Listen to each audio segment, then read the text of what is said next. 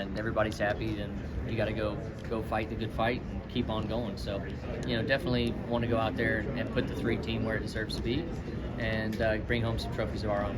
With how tough last season was for you personally, how important is it to get off on the right foot this year? I think it's pretty important, but I also know that if you push too hard right off the bat, you can find yourself in the same position. So you kind of have to, what's the best way? Set your goals properly and go about it one race at a time, because it's such a long season, and you can. I mean, Daytona and Atlanta to start off the year, that's a place you could put yourself in a hole in right off the bat and not even be trying to. You just in a mess, So you try and be calculated and take your shots when you can. Be aggressive. Last year at one point, I said, we have nothing to lose after the points battle and different stuff like that. And once we were out of it, well, then you start doubling down and wrecking race cars and really get down. So that try and keep it even kill and take your shots, like I said, when you got the best opportunity to do it. With the year since Kyle Busch joined, what has changed? What's improved with RCR going into year 2 with them instead of year 1? Yeah, I think everybody's just putting that a little extra effort. Kyle really demands that and does a good job of pushing everybody in the shop to give us the best we can, and our communication's good, and we're learning more about the simulator together, what tools we have and can properly use. Okay.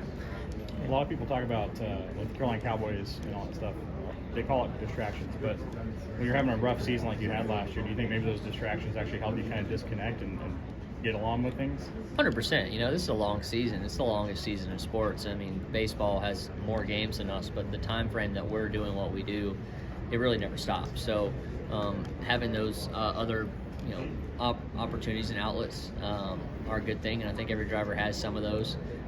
For me, that was a good thing. So I never got overwhelmed with it. I can't help the fact that you get into different things at the track and wreck and have problems, but everyone starts to look everywhere when the performance isn't there. And for us, we just got to turn that ship around and put the performance back where it's supposed to be, and we have a great opportunity this year to do that. Going back to NASCAR Full Speed, how is that Netflix series compared to your life in the fast lane? I'm not sure. I haven't really tuned into it, but I know that our show is kind of family centered and got anybody out there could find a character in our show and really tie to them and have some fun.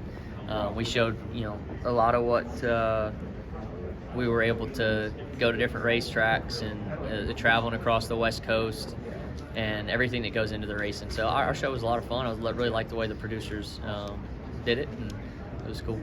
And this year, Ty will be driving the Rackley WAR truck. We talked to him about that opportunity and how, I guess, disappointing is it not being able to race against him for most of this year. Yeah, I think he's excited for the opportunity to go out there and be competitive each and every weekend. Obviously, it's a bummer not seeing him on Sundays as much, but I think he's got some opportunities there as well. And I'm seeing him in the simulator because he's been taking on some simulator time for our team. And so communicating him like that's a little different. We haven't been teammates at that level in that type of capacity, so having him there at the shop or at the simulator has been cool. Thank you. I think there's been 5 different series champions over the last 5 years. How have you kind of seen the parity in this top series change since you've been in here? Yeah, for sure. I was in the years when Jimmy Johnson was dominating and you couldn't touch him, and so definitely the next gen brought something new to our sport, and that was very competitive. What would it be called? Calibration. It brought everybody together.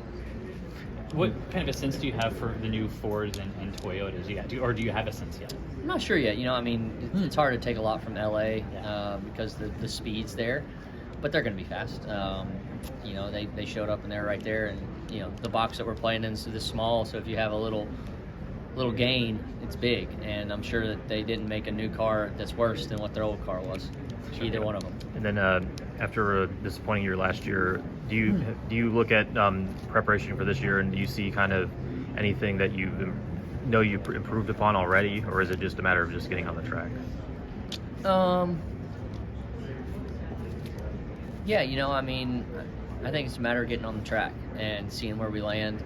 and going out there and just being confident and knowing what we were able to get through last year, and it's about as bad as it can be, and go out there and turn it around this year. Thank you.